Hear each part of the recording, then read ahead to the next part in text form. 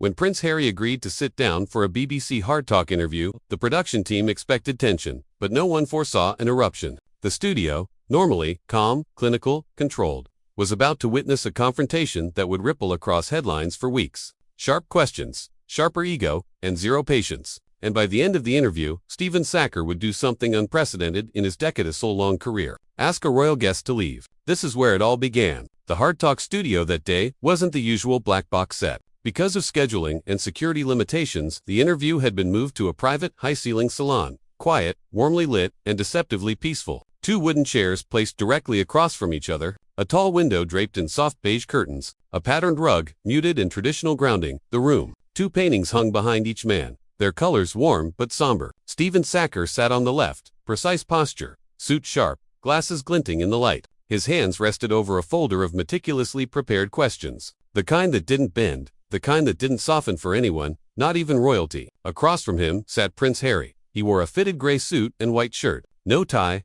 top button undone, projecting a mixture of casual indifference and performed restraint. His jaw set forward, shoulders stiff, eyes showing that familiar irritation he no longer tried to hide. Before cameras rolled, there was no small talk, no greeting, no easing in, just silence and a subtle tension vibrating in the air. Stephen finally broke it. "Are you ready, Harry?" Harry's eyes flicked up, unimpressed. "I'm His Royal Highness, actually." Stephen didn't blink. "Not in this interview. You aren't." A muscle twitched in Harry's cheek. The director signaled. Cameras rolled and Stephen began. "Calm, surgical, unflinching Prince Harry," he said with the polite firmness only Stephen Sackur possessed. "Thank you for being here."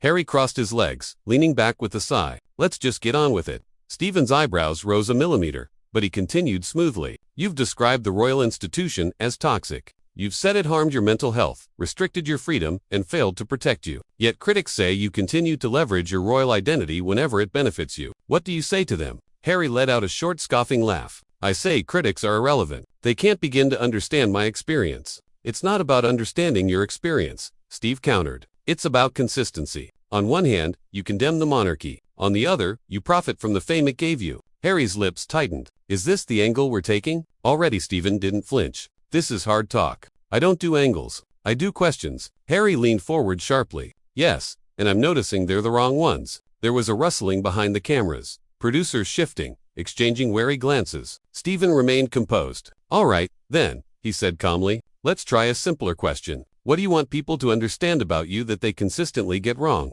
Harry exhaled loudly, eyes rolling upward, as though the question itself was beneath him. "That I'm not responsible for their fantasies. People want a perfect prince. I'm not that. I left that life. I owe no one an explanation for making my own choices." Stephen nodded slowly. "But you do seek public sympathy, do you not? You publish memoirs, appear in documentaries, give interviews like this one." Harry's voice sharpened instantly. "No, I tell my story. That's not the same thing." Stephen tilted his head slightly. "Isn't it?" Harry's jaw hardened again. "This is exactly why people hesitate to speak out," Harry snapped. "Every time someone tries to reclaim their narrative, journalists try to twist it." "Harry," Stephen said evenly, "you've released more public statements about your personal grievances than any royal in modern history. It's fair to ask why." Harry sat up straighter, eyes narrowing. "And I'm telling you, you're asking the wrong questions." A long pause cut through the room. Stephen folded his hands, unreadable expression on his face. "All right," he said finally, "then let's talk about your move to the United States. Many people have noted that you left the royal family to seek privacy,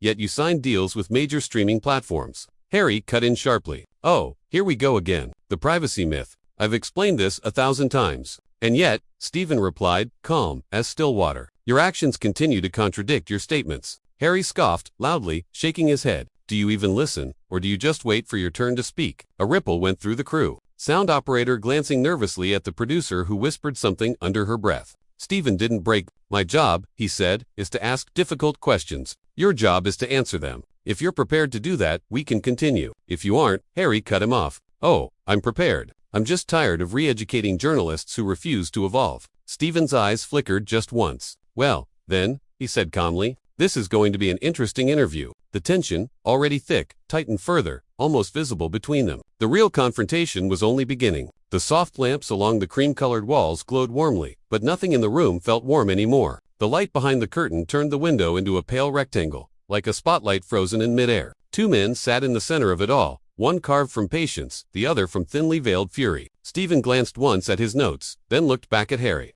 "Let's go back," he said. Before California, before streaming deals, before the memoir, when people first got to know you, they saw the young prince walking behind his mother's coffin. They saw a boy the world pied and adored at the same time. Do you ever feel you've weaponized that sympathy? Harry's eyes hardened instantly. Excuse me, it's a straightforward question. Stephen replied calmly. You've spoken often about your trauma, about what Diana's death did to you. Some critics argue that you returned to that pain publicly, again and again, not just to heal, but to justify every decision you make. Is that fair? Harry's jaw clenched. His fingers laced tightly together in his lap. My mother's death is not a narrative device, he said coldly. It's my life. The fact that anyone can frame it as weaponizing says more about them than about me. Stephen nodded, face neutral. And yet, he continued, every time you're challenged by the press, by your family, by public opinion, you refer back to it. This is why I left. This is why I distrust the palace. This is why I hate the press. Do you worry that you're trapped in that moment, unable to move beyond being that grieving boy? Harry's lips curled into a humorless smile. You really enjoy cutting people open on this program, don't you? This program, Stephen said evenly, asks what others are afraid to ask. Harry leaned forward slightly, his voice low and pointed. I am not trapped, I am informed. My childhood taught me exactly what institutions and media can do when left unchecked. If I bring up the past, it's because people insist on repeating it. Stephen held his gaze for a long moment. Or, he said quietly, because it keeps you at the center of it. The air shifted. Someone behind the camera shifted their weight. A floorboard creaked loudly in the silence that followed. Harry's nostrils flared. You're implying I enjoy being the victim, he said. I'm asking, Stephen corrected. There's a difference. Harry scoffed. People love that word, victim. It's a lazy way to dismiss someone's pain. Label them, then you don't have to listen. Stephen tilted his head. And do you ever listen? Harry, two people who feel let down by you. Two veterans who felt blindsided by some of the things you wrote about your time in Afghanistan. Two staff members who say you and your wife made their lives miserable. A flicker of real anger flashed across Harry's face. That's rich, he said. You sit there cushioned by the BBC invoking anonymous staff members as if gossip is evidence. These aren't just gossip columns, Stephen replied quietly. These are formal complaints, testimonies, people who worked closely with you. They worked for Ed, the institution, Harry snapped, not for me, and we both know where their loyalties lie. Stephen let the words hang, then moved on with surgical precision. Let's talk about your military service, he said. You've spoken proudly, about being on the front line, about your comrades, about the normality you found there. In your memoir, you described enemy combatants in a way that many felt was dehumanizing. Do you regret that? Harry's expression shifted into something between annoyance and boredom. No, he said bluntly. Stephen raised an eyebrow. You don't regret describing the people you killed as chess pieces removed from the board. Harry shrugged. It's how we're trained to think. It's how you cope. Anyone pretending they don't compartmentalize is lying. But of course, the media cherry-picked a few lines to turn into outrage. It's predictable. Stephen steadied his gaze. It wasn't just the media. Veterans groups, former officers, people who admire you. They expressed discomfort, too. Are they all just predictable as well? Harry smiled thinly. People love a scandal. Give them a line out of context and they'll run with it. I'm not here to babysit their interpretations. Or, Stephen said slowly, to take responsibility for the impact of your words. Harry's hands tightened on his knee. The impact of my words, he said sharply, is nothing compared to the impact of being shot at in a war zone. While cameras back home debate whether I'm a real soldier or a mascot. Where were all these moral guardians then? Stephen allowed himself a measured breath. This isn't about your courage on the battlefield, he said, it's about how you talk about it now. You've asked the world to see your humanity. Do you extend the same courtesy to those you fought? Harry bristled. I did what I had to do. I made peace with it. I don't need your philosophical lectures on morality. The room felt smaller now. The curtain seemed to close and the light behind it flattening into a harsh rectangle. Stephen changed his tack. Let's bring this into the present, he said. Your critics say you speak of compassion, yet lash out at anyone who questions you. They say you demand understanding, but offer very little in return. Do you see any truth in that? Harry let out a humorless laugh. Critics again. Funny how they're never in the room, yet you speak for them. I'm not speaking for them, Stephen replied. I'm putting their concerns to you. That's what this program does. Harry's gaze sharpened. No, what this program does, he said slowly, is put people in a chair and chip away until they either break or say something you can turn into a headline. I've watched HardTalk before. You're not subtle. And yet you agreed to come, Stephen said. I came, Harry replied. Because occasionally I like to remind myself why I don't trust your industry. A brittle chuckle broke out from somewhere near the back of the room, quickly smothered. The director made a small cutting motion to the crew. Stay silent. Stephen didn't react to the dig. If anything, his voice grew even calmer. "Let's talk about Meghan," he said. Harry's posture shifted, a slight, almost imperceptible tightening as if a wire had been pulled through his spine. "Here it is," Harry muttered. "The obsession, you brought her into the public narrative," Stephen said, unfazed. "You've described her as saving you from an institution you couldn't survive. Do you accept that in doing so, you've also made her central to this story?" "She's central to my life," Harry shot back. "That doesn't give the world the right to dissect her." "And yet," Stephen continued, "you've done Netflix series, podcasts, public appearances." Harry snapped. "Do you ever update your material?" he demanded. "Or do you just recycle talking points until the audience claps?" A charged silence dropped into the room. Stephen's eyes hardened just a fraction. "My job is not to make the audience clap," he said. "It's to ask what many are thinking, but cannot ask you directly." "And maybe," Harry replied coldly, "they don't deserve an answer." The crew exchanged looks again. One camera operator swallowed hard. Stephen held Harry's gaze. "You say you want to break cycles," he said quietly, "but what I'm seeing is a man who refuses to be questioned, a man who demands empathy but meets scrutiny with contempt." Harry's laugh was sharp, humorless. "You don't know what I demand," he said. "You know what you project onto me." The tension in the air felt almost physical now, pressing against the walls, the furniture, the glass, and the frames. Stephen tapped his notes lightly with his forefinger. "We're going to take this deeper," he said slowly, "because there's a question many people are asking, whether you like it or not." Harry's eyes narrowed. "By all means," he said. "Let's hear the big, clever question."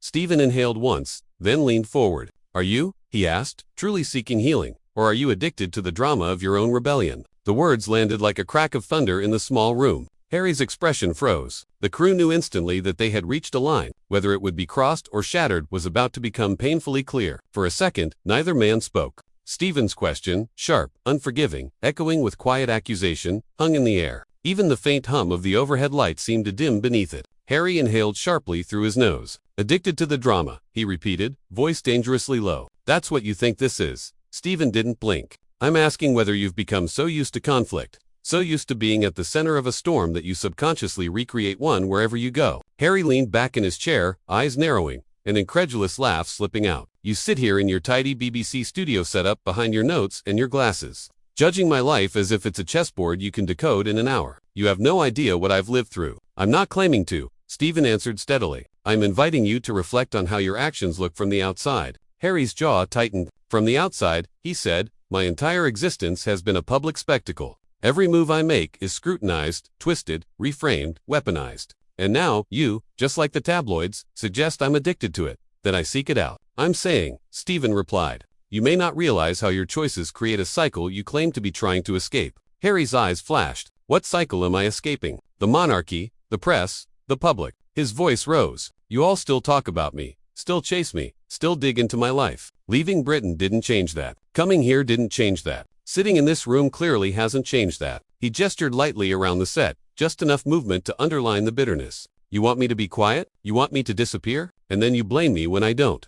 Stephen's expression remained maddeningly composed. "I want clarity," he said. "Not disappearance, not silence, just clear, honest accountability from someone who demands it of others." Harry's glare sharpened. "And what exactly am I supposed to be accountable for? For speaking my truth, for protecting my family, for pointing out hypocrisy, for acting," Stephen said calmly, "as though every conflict in your life is someone else's fault." Harry blinked, stunned for a moment. Then a tight, humorless smile spread across his face. "Ah," he said quietly, "there it is. The royal family's favorite line, the press's favorite line. Harry never takes responsibility.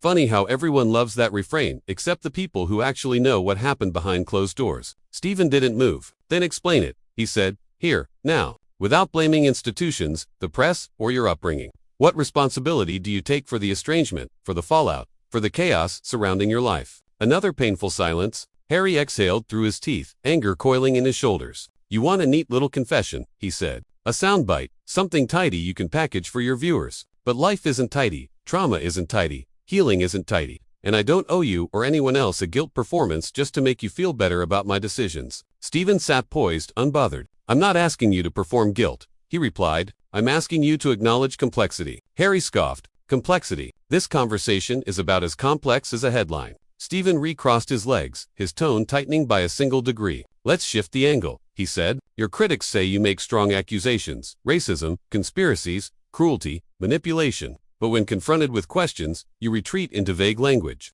My truth, my experience, My pain. Do you understand why people find that difficult to examine? Harry's eyes sharpened again. My truth is my truth. That phrase, Stephen said lightly, is often used when someone cannot produce evidence. Harry stiffened. You think my life needs evidence? That my feelings need evidence? I think, Stephen replied, that when you make claims affecting institutions, reputations, and real people, clarity matters. Precision matters. Otherwise, the public is left with hearsay. Harry massaged the bridge of his nose, visibly spiraling into frustration. This is unbelievable, he muttered. You sit here essentially calling me unreliable, implying I fabricate pain. I'm saying, Stephen reiterated, that your story is compelling but incomplete. Harry snapped his gaze up. And yours is predictable but patronizing. The crew flinched again. Stephen didn't. Instead, he delivered the next line with the steady force of a scalpel breaking skin. Harry, is it possible that you've replaced one institution, the monarchy, with another? Not the media, not America, but your own ego.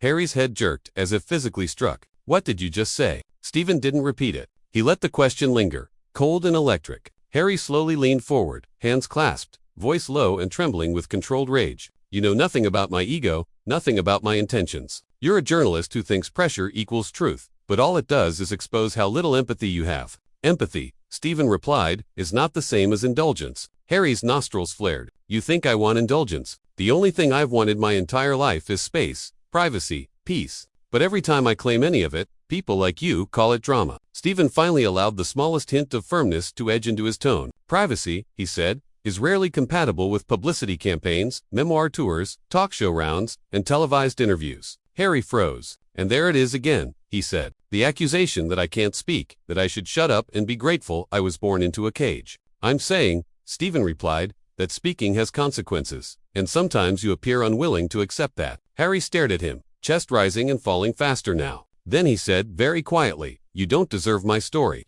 Stephen responded just as quietly, I'm not sure you've figured out what your story is. Another silence, thick, heavy, unbreakable. The crew felt it. The air felt it. The walls felt it. And as both men held each other's gaze across the small room, it became painfully clear. Something had shifted. Something irreversible. The interview wasn't just spiraling anymore. It was heading toward a cliff. The air in the room had become so dense it felt physical. Like a weight pressing against the walls, the floor, the space between the two men. Stephen adjusted his glasses. The only movement he allowed himself. Harry sat rigidly across from him, jaw clenched, breathing shallow. The room felt smaller than when they'd begun. Shall we continue? Stephen finally said. Harry didn't answer immediately. He stared at Stephen, really stared like he was trying to decide whether to walk out, lash out, or swallow his anger whole. Then, fine, Harry muttered. Ask your next gotcha question. It's not a gotcha question, Stephen said calmly. It's one that many people feel remains unanswered. Harry rolled his eyes. Of course it is. Stephen ignored that. You've spoken often about wanting to reconcile with your family, he said, but reconciliation generally requires humility, apology, and reflection.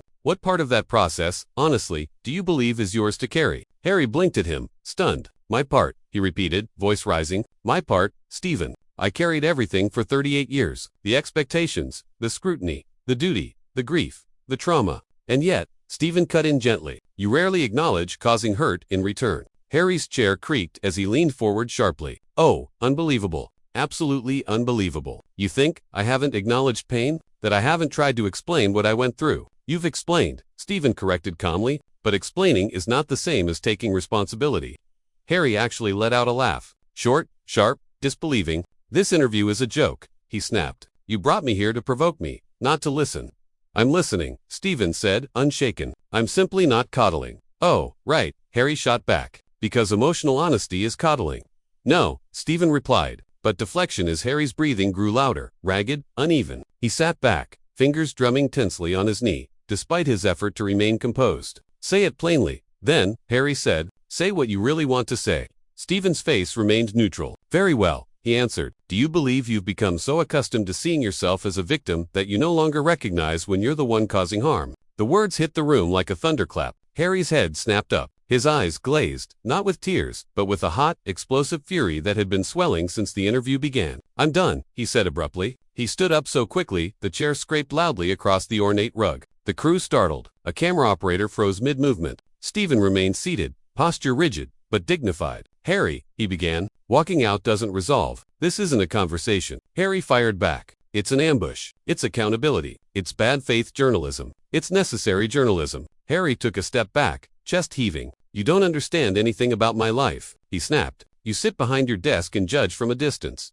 pretending to be objective while asking questions designed to humiliate me. My questions, Stephen answered evenly, are designed to challenge you. That's what hard talk is. Well, maybe hard talk should focus on people who actually deserve interrogation, Harry said, because I certainly don't owe you or the public an apology tour. No, Stephen acknowledged, but you chose to be here, and that choice carries an expectation of honesty broader than the version of your truth you prefer. Harry shook his head, a bitter smile twisting across his face. You think you've won something here, he said. You think you've cornered me. Stephen didn't respond. Harry pointed toward the exit. But the only thing you've proven, he continued, voice shaking with anger, is why I left the UK in the first place. Why I left the press. Why I stopped trusting interviews like this. Stephen raised an eyebrow. And yet, he said softly, here you are. That did it. Harry turned, fury radiating off him, and strode toward the door. A crew member instinctively reached out as if to guide him, but Harry brushed past without slowing. At the doorway, he paused just long enough to send one final look back over his shoulder.